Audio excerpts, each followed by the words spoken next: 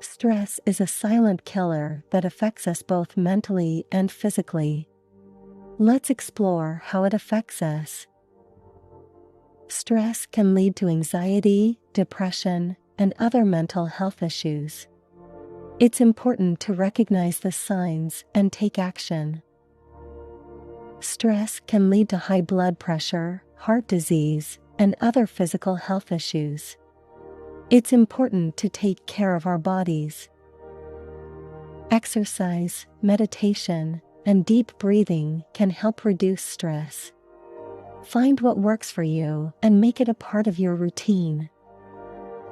Adolescents can experience anxiety even without a current threat. It's important to provide them with the tools to manage their stress.